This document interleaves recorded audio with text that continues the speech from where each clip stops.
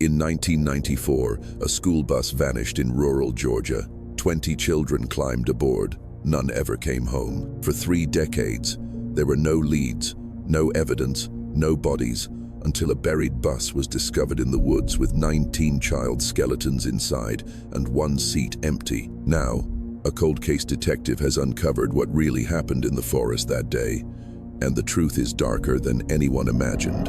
The 16th of September, 1994, Knox County, Georgia. The school bus never made it home. It was supposed to be a routine Friday. 20 children, 1 driver. A winding stretch of 2-lane road cutting through the trees behind Briar Hollow. The same route taken every day, the same stops, the same schedule. But that afternoon, the bus vanished. There were no witnesses, no tire tracks, no distress calls, just silence. By nightfall, search teams were in the woods. Helicopters circled, dogs were deployed, but they found nothing. No wreckage, no skid marks, no sign that the bus had ever existed past mile marker 42. For the families, it became a lifetime of questions. For the county, a scandal buried beneath bureaucratic rot. Officially, it was ruled a tragic accident, an unsolved disappearance. Unofficially, people stopped talking about it. It became a ghost story, a cautionary tale. But 30 years later, everything changed. A construction crew clearing land on the edge of Briar Hollow struck something beneath the soil. Metal rounded the roof of a vehicle. They dug deeper. It was the bus. Inside were 9 child-sized skeletons, arranged neatly in their seats. But seat 20, the last row, window side, was empty. No body, no bones, no trace of the final child. And whoever buried that bus never expected anyone to find it. The sun hung low over Knox County, Georgia, casting long amber fingers across the fields as bus number 87 rumbled down the narrow 2-lane road. Pine trees flanked either side like soldiers, their shadows slicing across the cracked asphalt in rhythmic pulses. It was 3:27 p.m. on Friday, the 16th of September, 1994, the last school day before fall break, and the last time anyone would see the children alive. At the wheel sat Harold Nash, 61, Vietnam vet, quiet man, reliable, 17 years driving the same rural loop. He was the kind of man people described as kept to himself, the kind whose obituary would mention a war, a hobby, and little else. He hadn't missed a shift since 1986. His bus, worn yellow with a faint groan in its suspension, carried 20 children from Dalton Elementary and Knox Middle, 2nd grade through 8th, a mix of farm kids, latchkey kids, and outliers from the county's poor, rich communities. Most of them knew each other. Most of them had ridden this same route every school day for years. In the 3rd row, Lenny Krause, age 11, bounced a red rubber ball between his palms, whispering a dare to the girl beside him, Annie Blake, 10, about who could spit farther out the window. At the back sat Ellie Thurman, 12, her back pressed into the cracked vinyl seat, knees drawn up, a green spiral notebook balanced on her thighs. She wasn't one of the loud kids. She wasn't even disliked. She was just seen and forgotten. Ellie had a way of fading into the noise, which was fine. She preferred to watch and write. The notebook page held an unfinished list.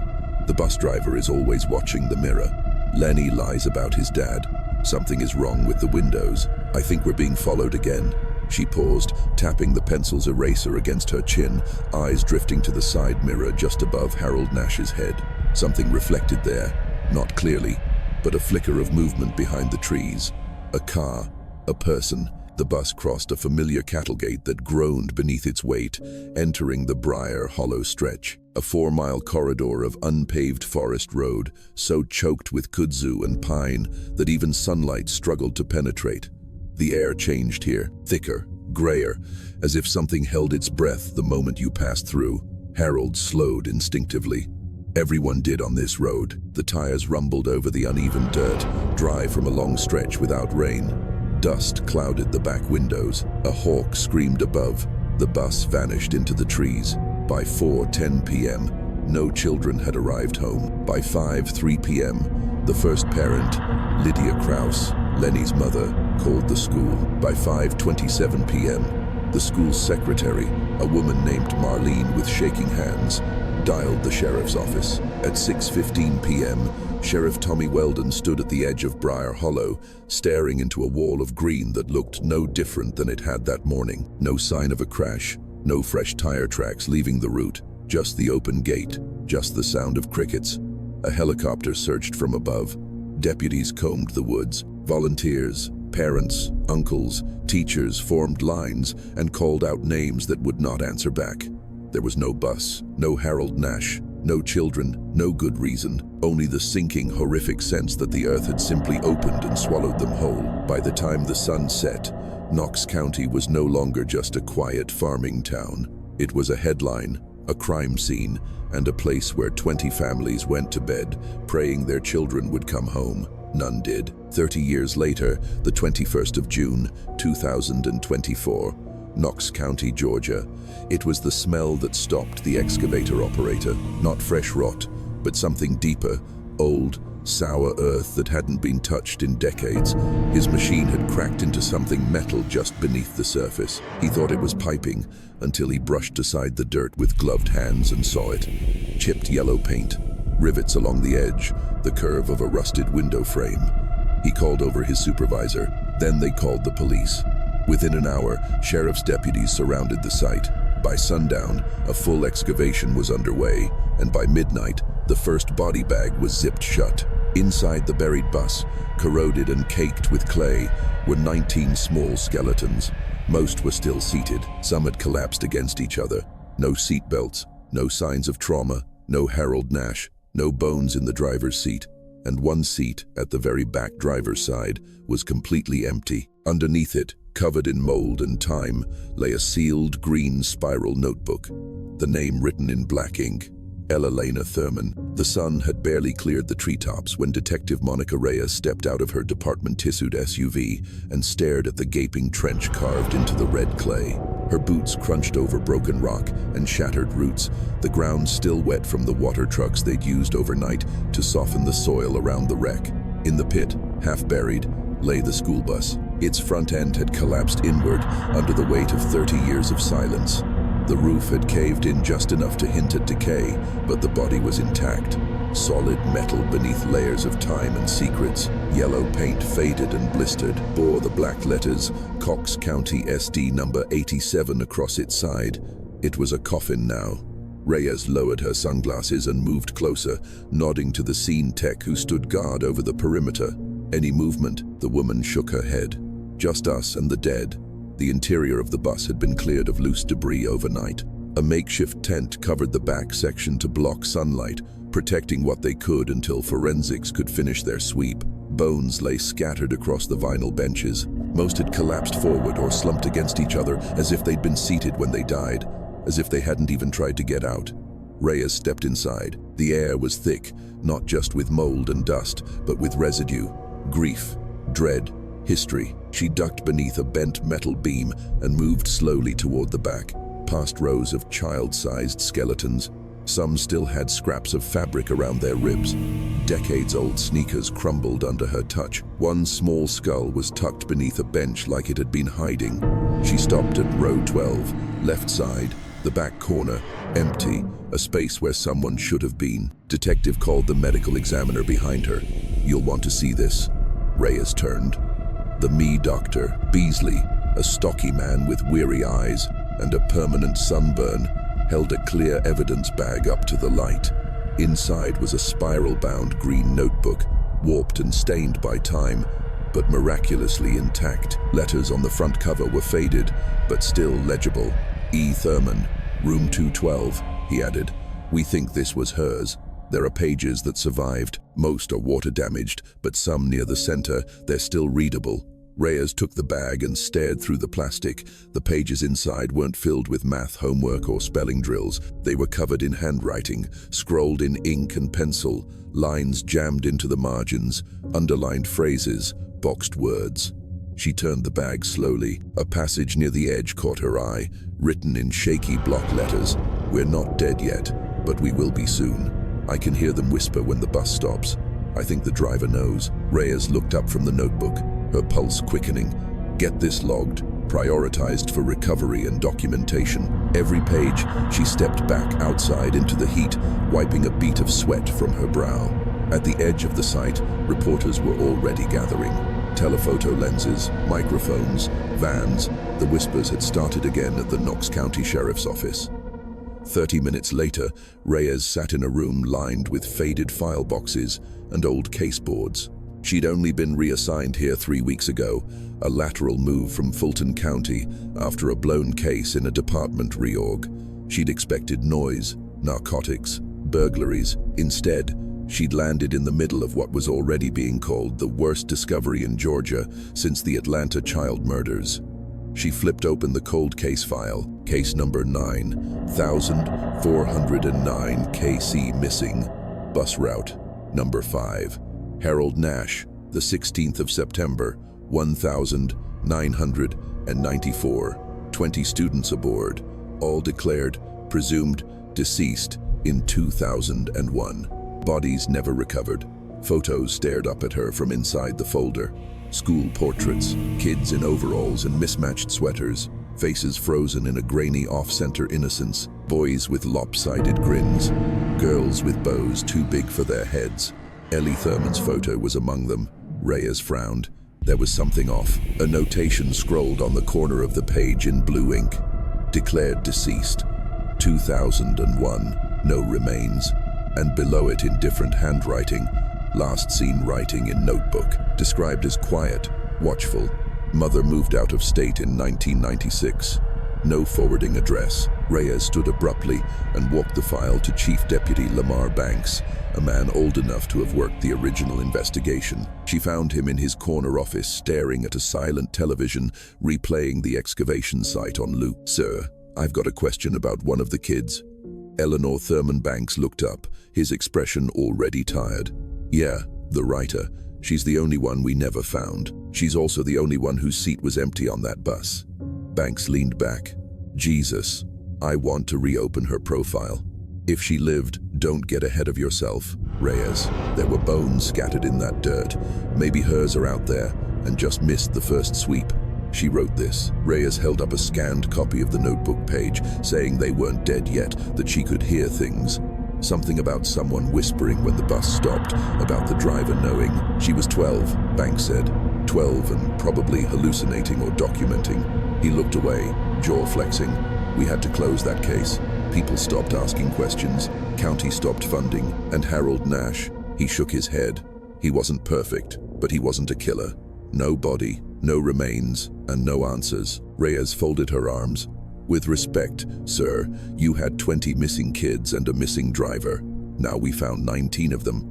The one who might have lived left us a message. If she's still out there," if Banks said, but he looked uneasy. "If she's out there and she saw what happened, she's been hiding for 3 decades.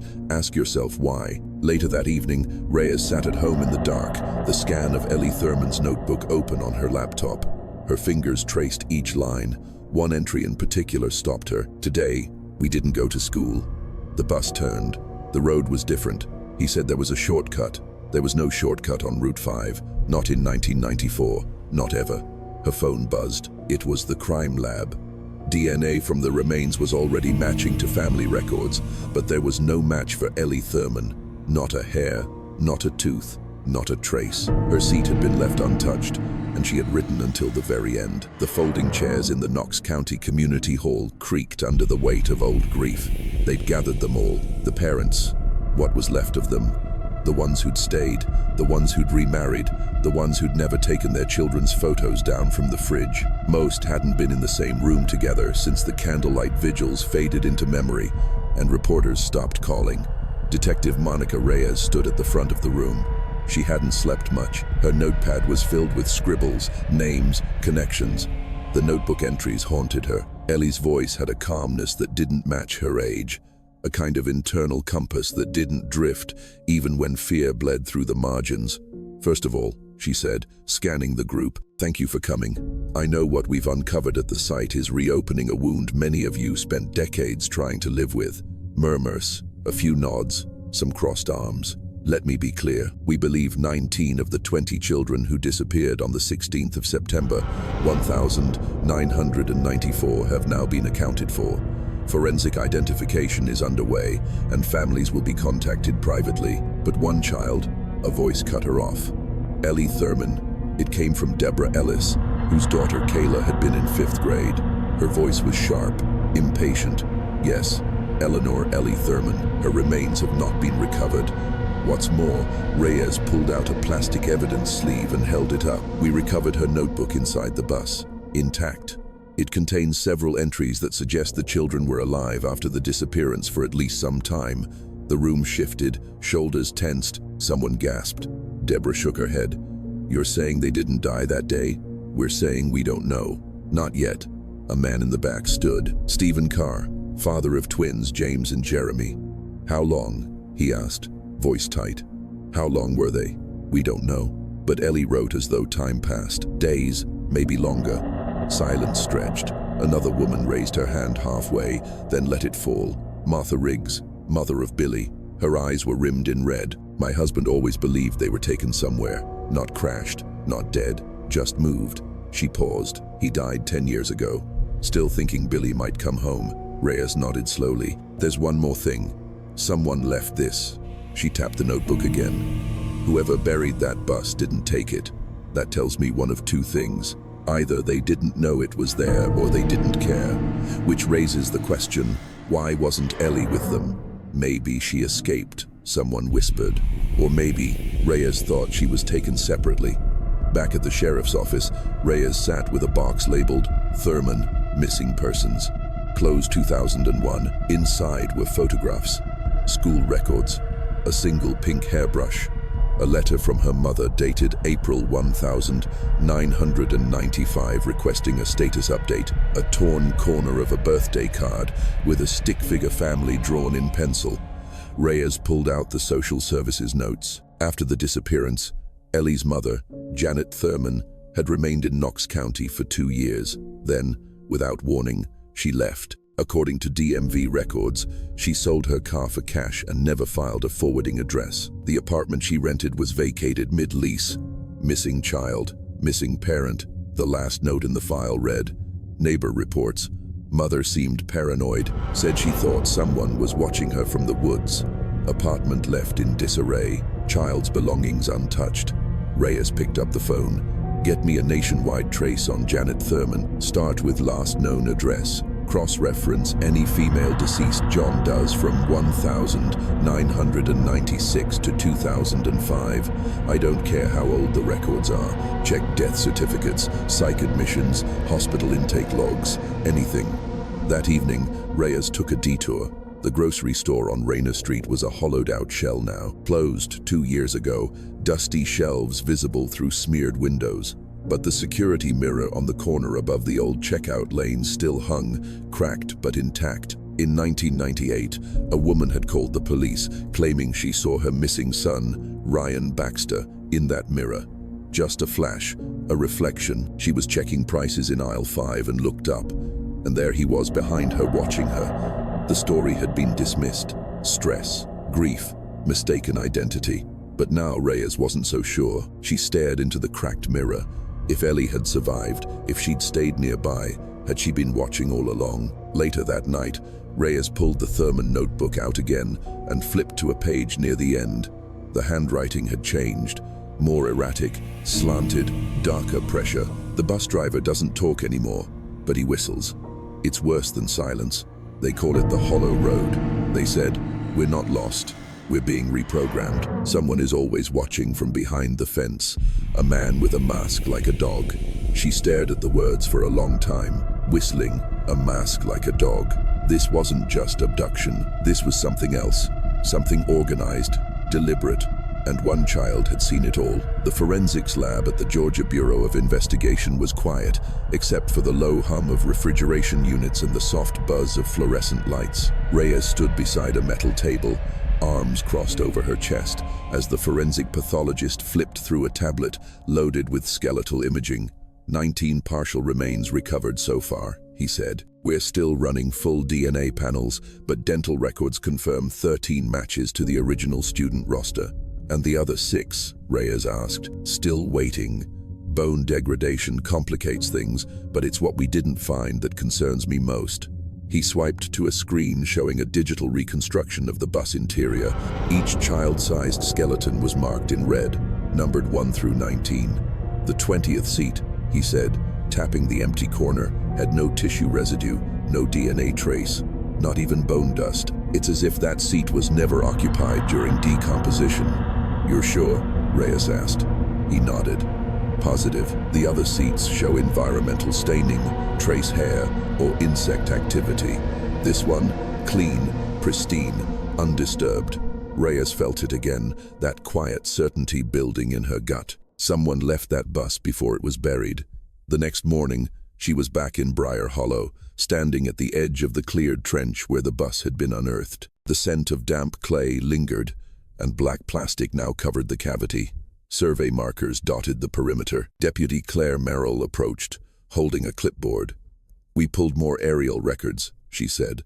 "Knox County did an overhead land survey in '95, a year after the bus vanished. Look," she handed Reyes a satellite printout.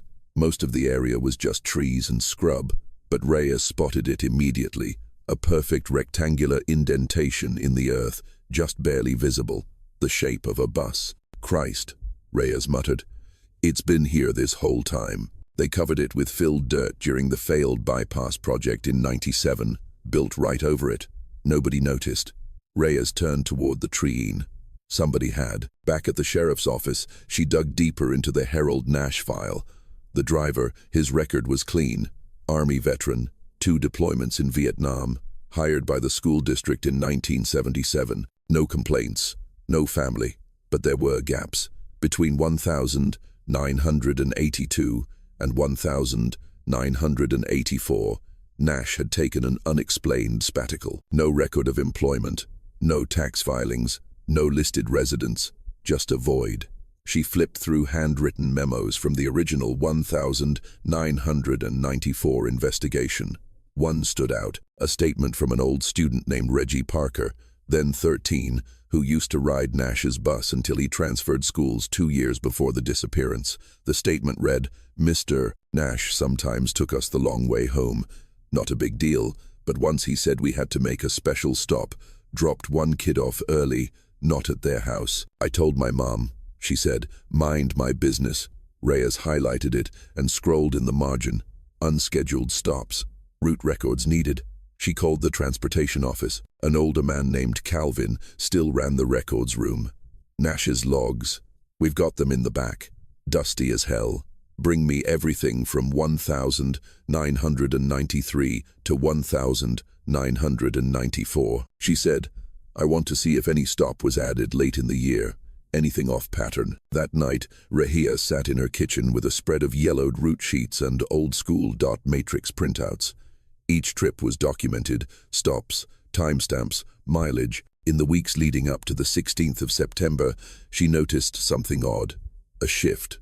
The 29th of August, 1,994. A new stop appears.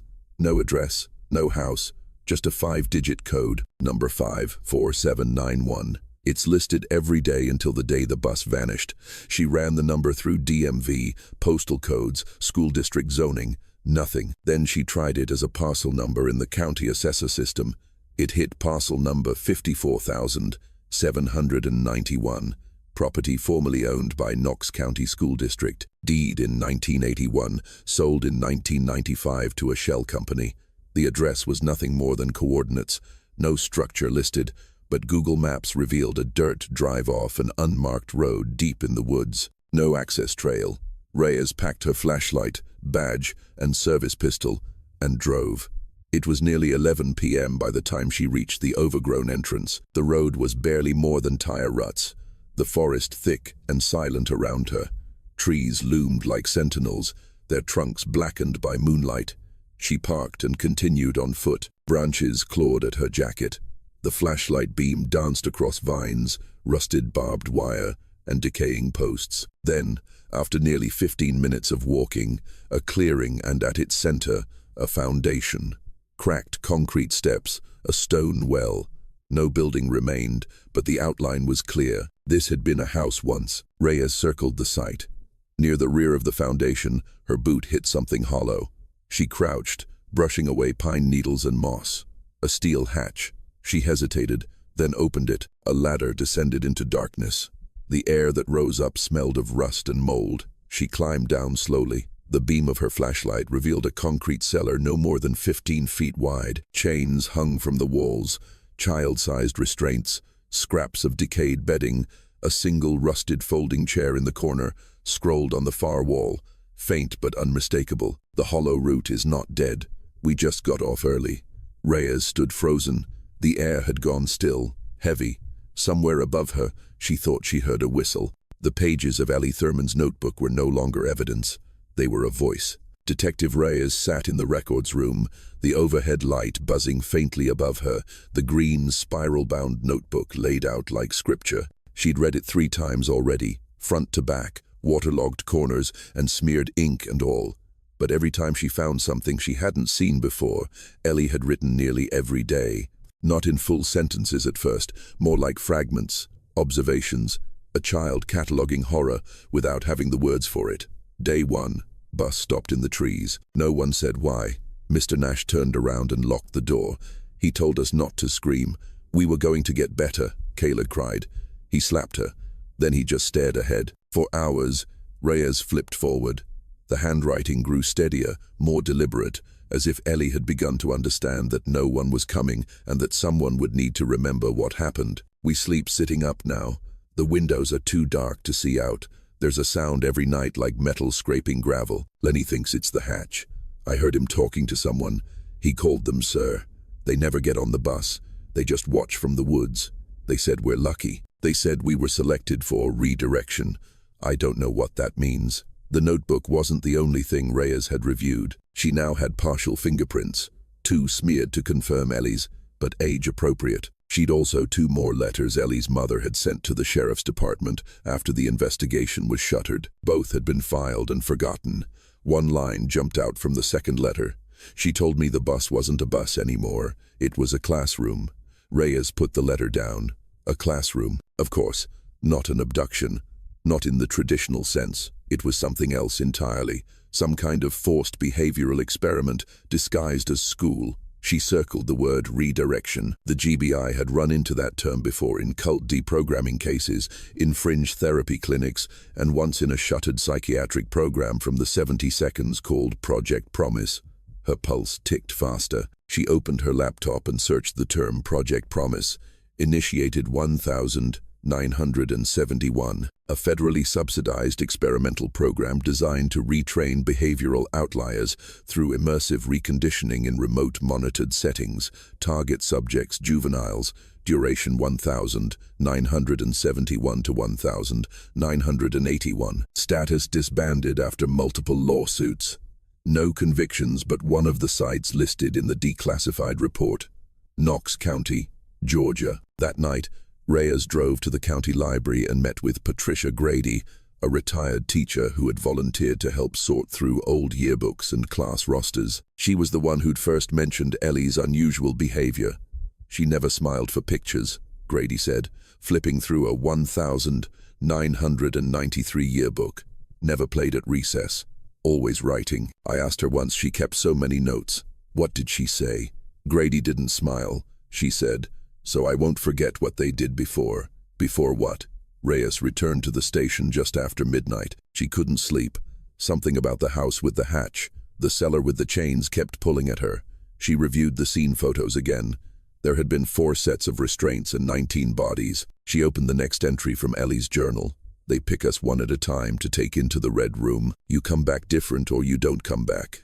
I think Harold's not in charge anymore. I think he's afraid, too." The next few pages were soaked beyond recovery, but the next legible one chilled her. "He started calling us numbers, not names. I'm number 12 now. The others forget, but I write everything down. I saw something in the woods. It looked like my mom, but it couldn't have been. My mom is gone, right? They say I'm making progress, that I'm almost ready for graduation." Reyes leaned back in her chair, the air stale and unmoving. The longer she stared at the notebook, the more the timeline twisted. This wasn't one day or one week. This was months, possibly longer, but why keep the children alive? And who was they? She flipped to the final page, only half intact. If you find this, my name is Eleanor Thurman. I'm 12 years old. My teacher is a lie. My driver is not in charge. They buried the bus so no one could see. But I didn't stay. I followed the hollow route home. Rain clung to the trees like sweat. The deeper Detective Reyes pushed into the woods behind the Briar Hollow excavation site, the less the modern world seemed to exist. Her boots sank into spongy red clay, leaves clung to her sleeves, and every sound, every branch snap, every drop of water felt amplified in the silence. She had followed the coordinates listed on a parcel map that dated back to 1995. A handwritten note in the corner had read, "Old pump shed access, sealed after 1994.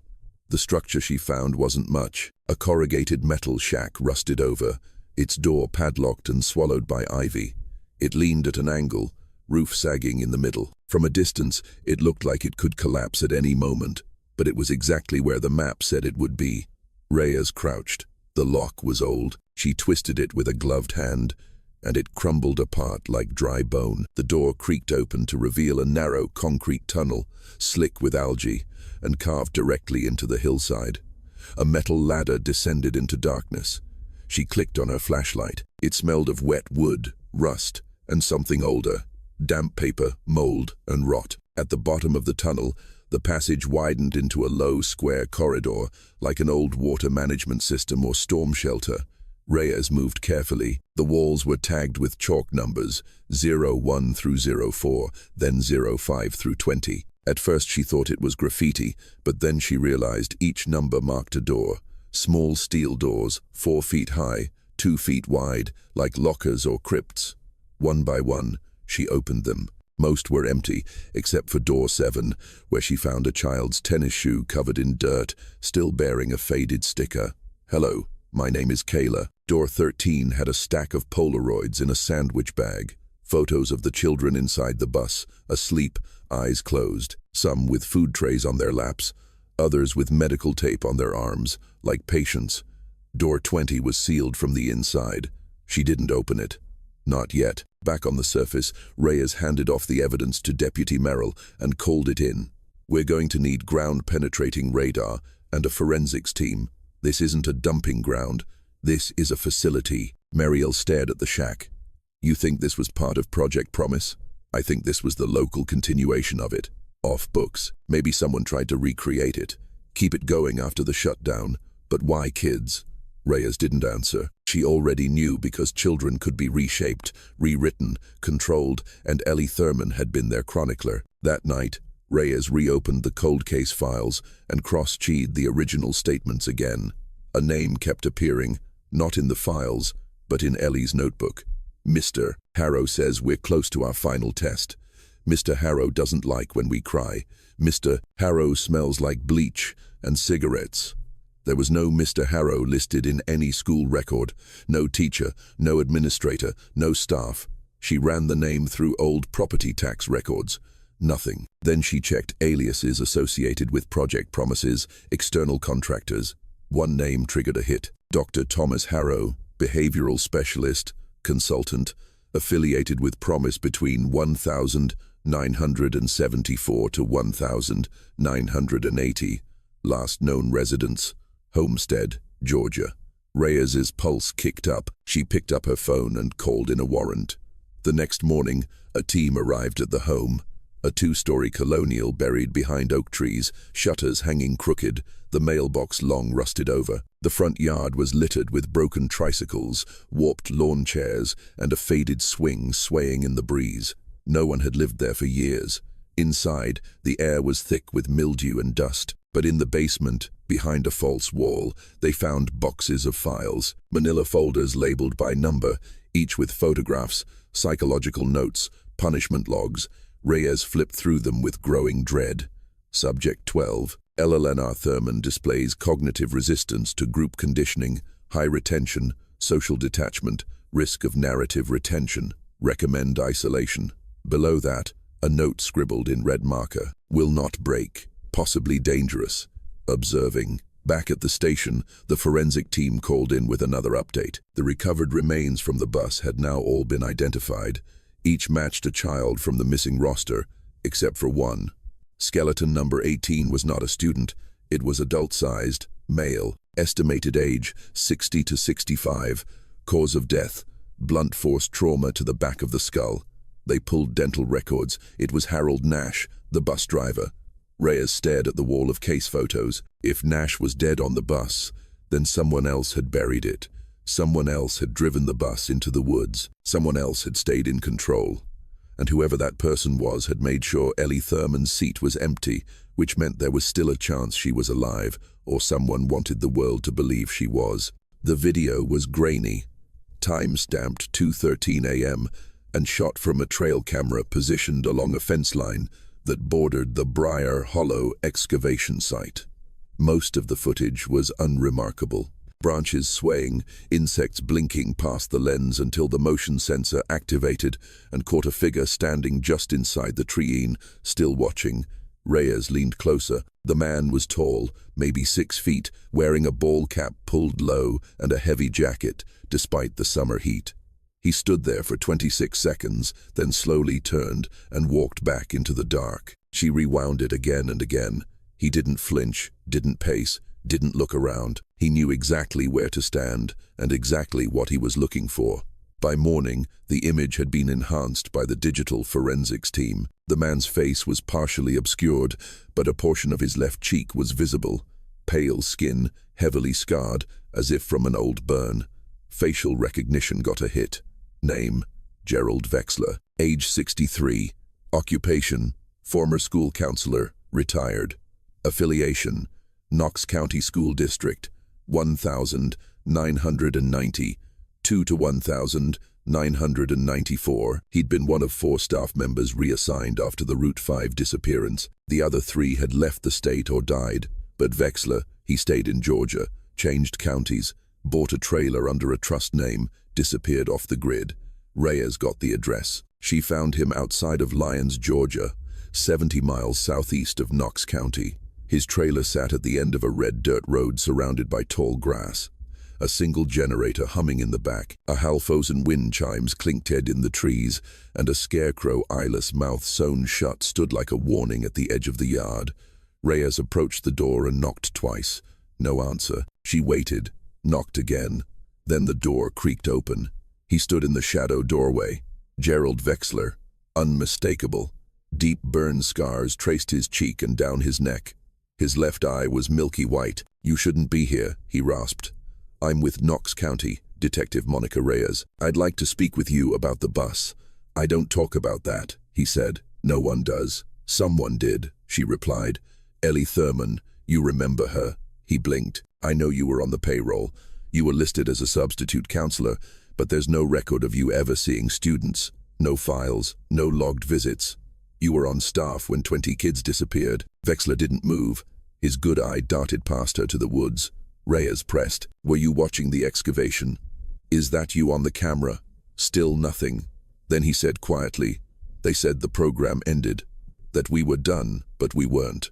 "What program?" He looked at her and whispered. The hollow route was never about getting them home. It was about unlearning. Inside his trailer, Vexler moved like a man carrying centuries. The air smelled of pine cleaner and old plastic. He sat slowly in a cracked leather recliner and stared at the television, which wasn't plugged in. "I was supposed to help," he said, almost to himself. "Observe, take notes, guide corrections." "Were you part of Project Promise?" "Post-Promise," he muttered. "Same people, different cover. They called it Stage 2, said the first group had failed because they didn't start young enough." Reyes sat across from him. "Did you know what they were doing to the children?" "I didn't ask questions. They said it was educational therapy, until I saw what the Red Room was." He paused. No windows, no clocks, just static pumped through the walls. Repetition drills. Food only when they obeyed, punishment when they didn't. He scratched at the scars on his cheek. "I tried to stop it. Told Harold. Told Nash we were breaking them. You were killing them. Number 1 didn't. That wasn't me." Harold went rogue, started ignoring the chain of command. He said the girl Ellie was infecting the others. Said her writing had to be destroyed. Reyes's voice went sharp, but it wasn't. She left that notebook. She remembered everything. Vexler nodded slowly. She always remembered. She'd write it all down. Even when we took the pencils, she'd scratch it into the floor with her fingernails if we let her. She wasn't supposed to survive. Reyes narrowed her eyes. Then how did she get out? Vexler leaned back because she knew the route. Reyes drove back to the station in silence, Vexler's words echoing in her head. She knew the route, not the roads, not the schedule, the hollow route, the psychological framework they'd used, the structure, the pattern, and she'd found a way through it, not just physically, mentally. When Reyes got back to her desk, she found a manila envelope waiting, no return address. Inside was a photograph, dated October 1994. It showed the bus parked, still intact, not buried. A girl stood beside it, Ellie. A shadowed figure stood behind her, blurry, his face blocked by glare. But Ellie, she was looking straight at the camera, expression blank, notebook in hand. The box was buried deep in storage, wedged behind outdated emergency plans and binders thick with faded copier ink. Reyes had spent the better part of 3 hours crawling through the sub-archives of the Knox County Unified School District, inhaling mildew and frustration until she saw the label bus route, logs 1993 to 1995 supervisor copy manual ledger. She pried it open with a screwdriver. Inside, stacked between carbon copy forms and oil-stained service receipts, was a handwritten ledger, yellow pages carefully dated, each one marked with a blue ink stamp from Superintendent D.W. Charles. She flipped to September 1994. Every page showed the same stops, same order, until the 14th of September, when a new entry appeared.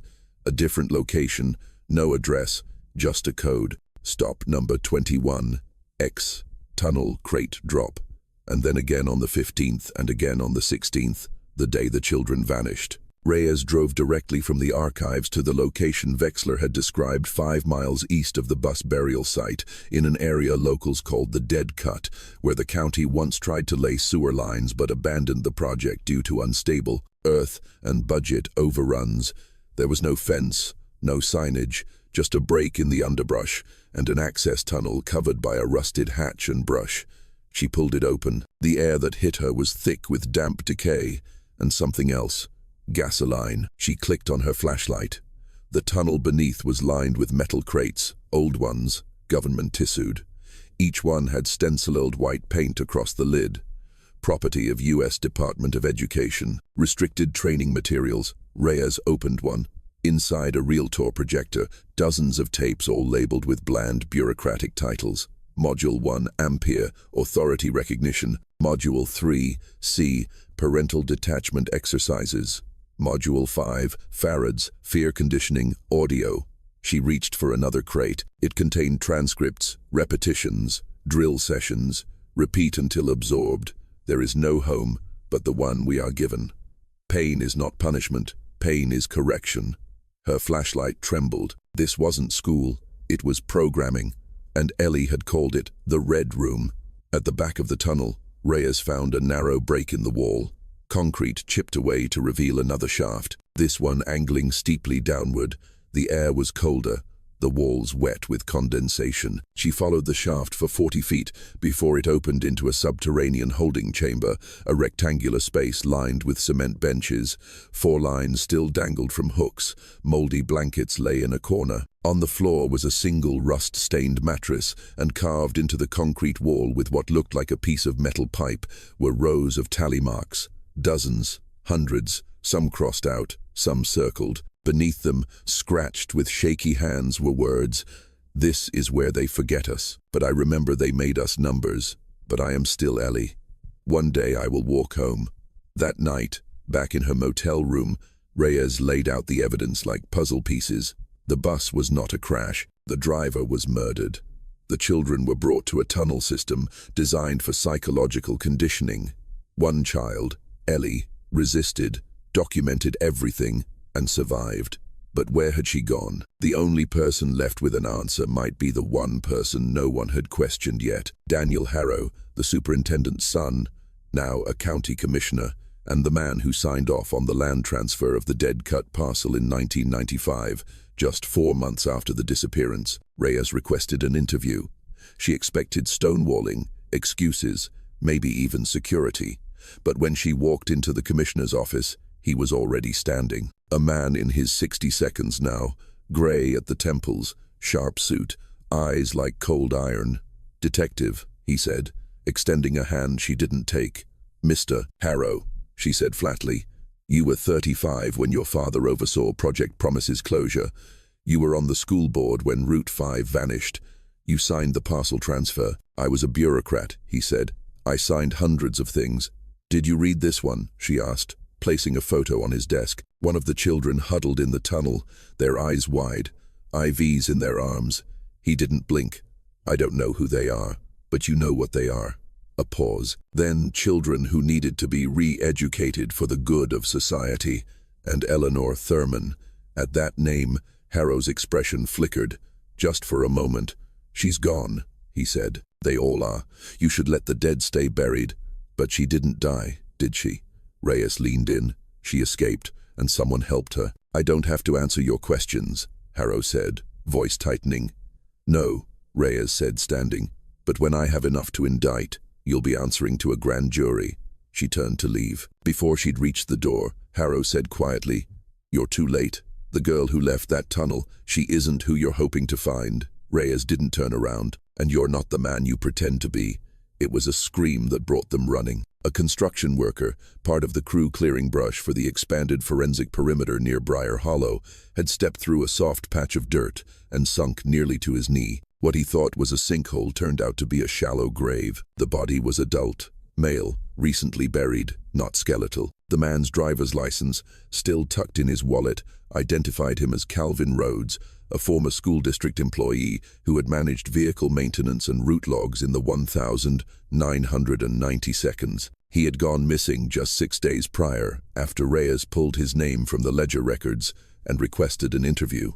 Now he was dead, buried in the same forest that had swallowed 20 children 30 years ago. That same evening, Reyes sat across from Gerald Vexler, this time inside the secured interview room at Knox County Sheriff's Office. He'd turned himself in voluntarily after receiving a mysterious envelope on his trailer porch, a copy of the autopsy report for Calvin Rhodes.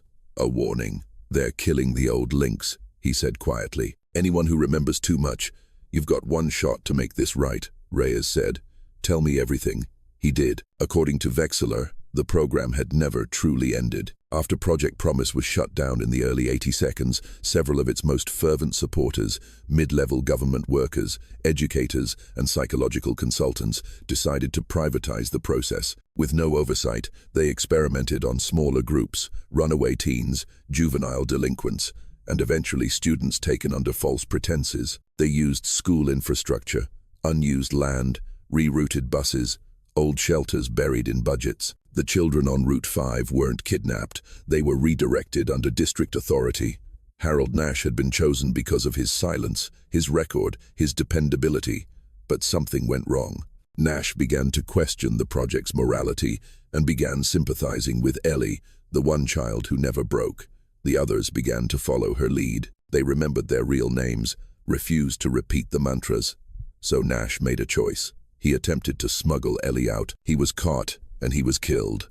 "You weren't just an observer," Reyes said. Vexler shook his head, numbered him. "I gave him the notebook, told him to let her keep it. She wrote it all down, and I thought she made it.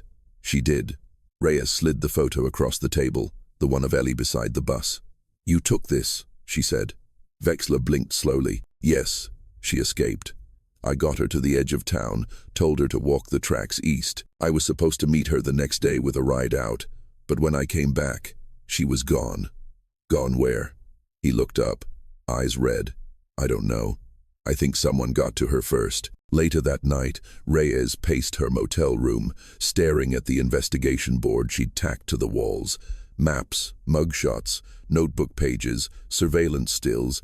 So far, 19 children confirmed dead. 1 missing, Eleanor Thurman, Harold Nash, murdered. Calvin Rhodes, murdered. Gerald Vexler confessed collaborator Daniel Harrow uncooperative dangerous. Reyes's phone buzzed.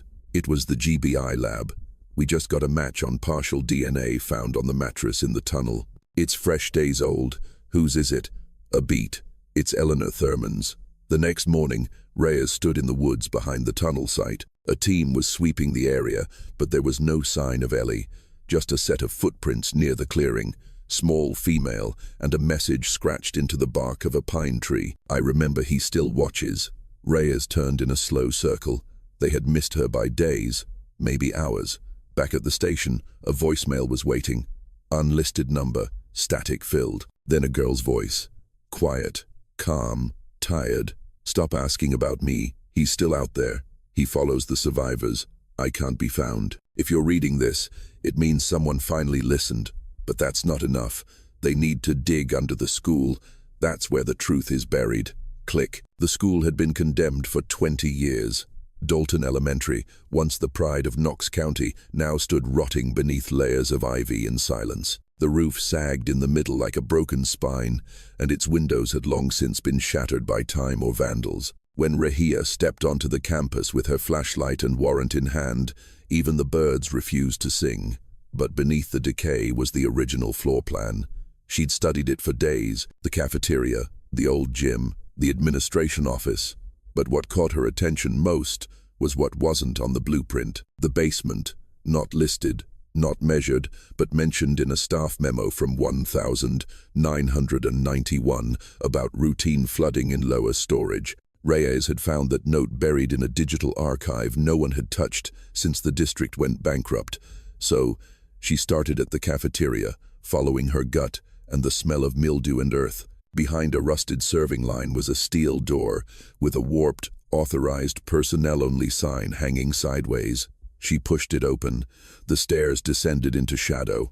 The basement wasn't a basement. It was a compound. Reyes stepped into a corridor that extended in both directions. Concrete walls lined with clipboards, cracked light fixtures, and faded motivational posters that hadn't seen sunlight since before the Clinton administration. Silence is strength. The best students don't talk back. You are loved enough to be corrected. The flashlight beam swept over doors. Room A, Room B, Observation 1, Isolation Unit. And then she saw it painted in peeling red above a locked steel door. The Hollow House. She pried the door open with a crowbar. Inside was a chamber like nothing she'd seen in the tunnels. Clean, cold, intentional. Soundproof panels lined the walls. A projector was bolted to the ceiling. 3 child-sized chairs faced a black and white monitor that was still flickering static. On the far wall hung a corkboard, dozens of photographs pinned in careful rows, children seated in rows, children wired to electrodes, children sleeping under fluorescent lights, and in the corner beneath a red exit sign that led nowhere was another green spiral notebook. She froze. It was identical to Ellie's. Only this one had a name scrolled on the inside cover. Subject 12. Observe only. Do not reassign. Possible contamination risk. The pages were nearly full. This was not Ellie's notebook. It was about her, written in sharp adult handwriting, notes, schedules, punishments.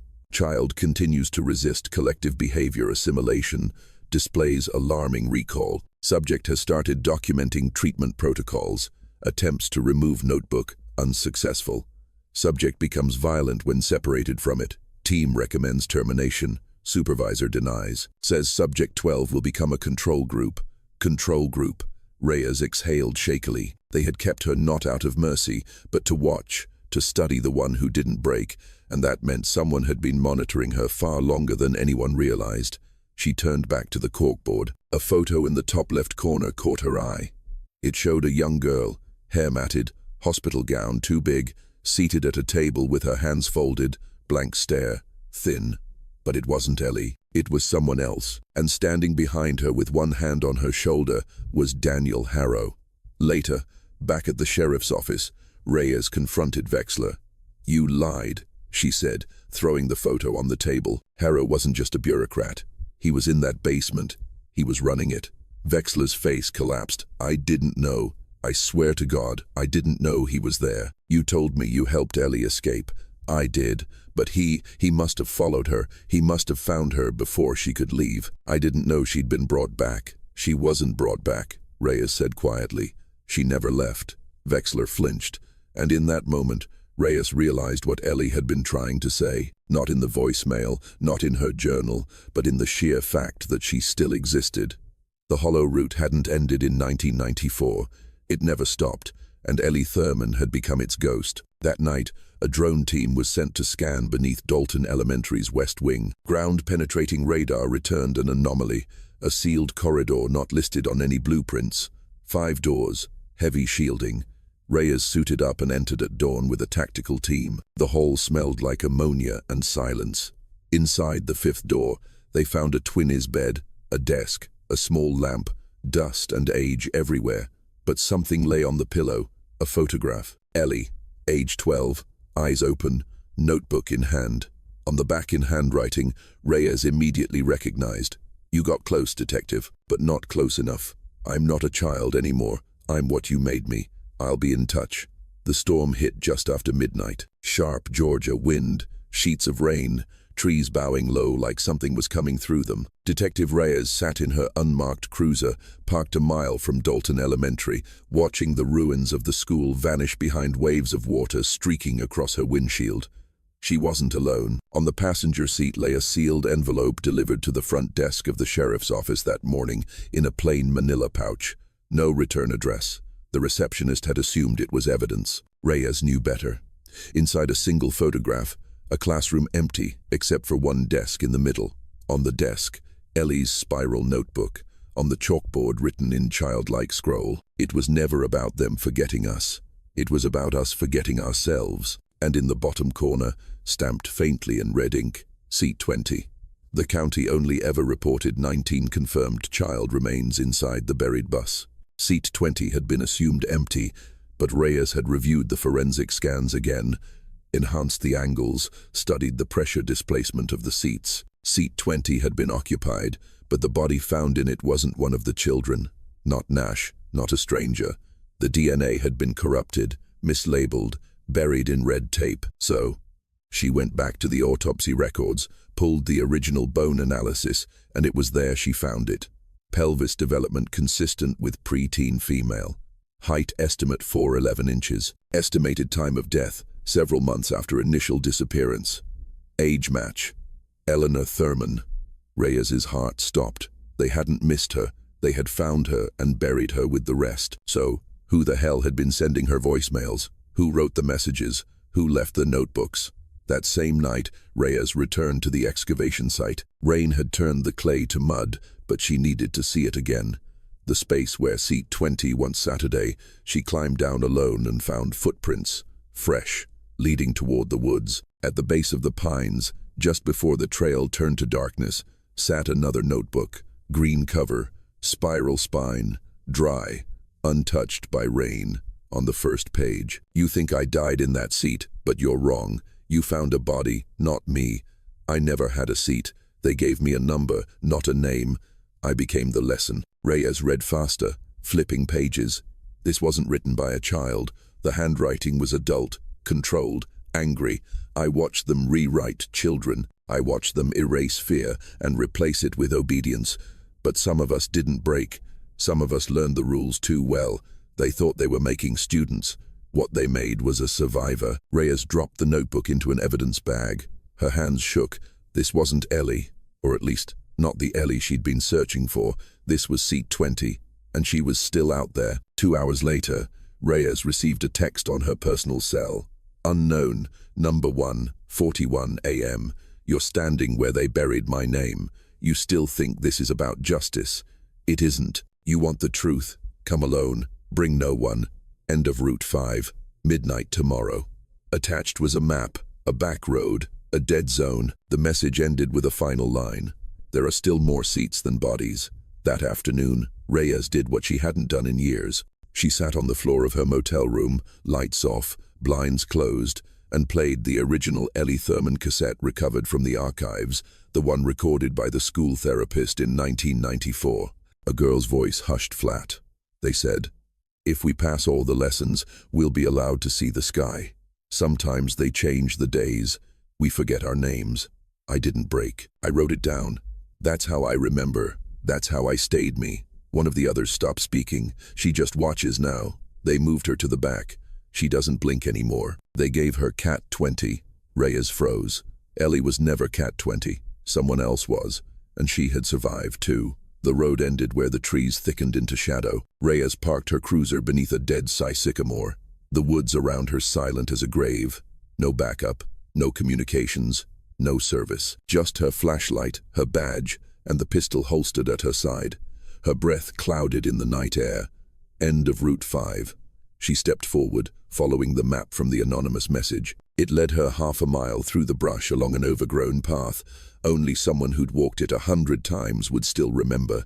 At the edge of a ravine, she found it. A burned-out bus frame, its skeleton blackened and hollow, wedged against a fallen oak. Not the buried one, a different one, a replica.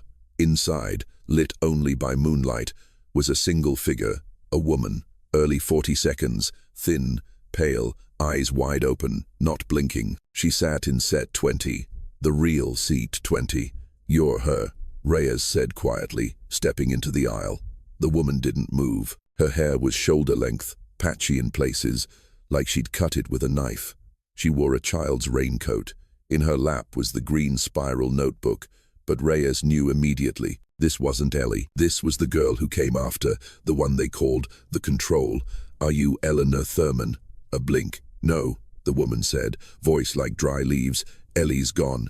Reyes took a step forward. "Then who are you?" The woman stared straight ahead. "I was the one they couldn't teach, so they tried something new." "What did they do to you?" "They made me watch." I'll pause. Every lesson, every punishment. I remembered all of it.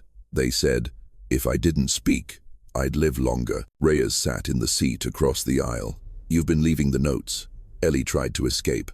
I tried to remember. "Where is she?" The woman finally turned her head. Her eyes were too wide. She made it out, but she didn't stay out. Another beat. Then they brought her back. Reyes felt it like a punch to the chest. You saw it. She was different when they returned her. They broke her. Or thought they did. "What do you mean?" She smiled when she shouldn't have. She stopped writing. She stopped blinking. Reyes felt the air shift. Cold rolled through the hollowed bus frame like breath. "She became you." The woman shook her head. "Number I was born from her. When they lost Ellie, they made me a shadow. A test subject." Her hands curled tighter around the notebook. "They gave me her number, but they never gave me her voice." Reyes leaned closer. "You're the one who killed Nash, aren't you?" "A flicker number. I watched him die. They made her do it." Her voice cracked to graduate. Footsteps behind her. Reyes turned fast, gun drawn, but no one was there. When she turned back, C-20 was empty. Notebook gone. Only a final message carved into the wall above the seat. "She lives in all of us now. There is no graduation. There are still more buses."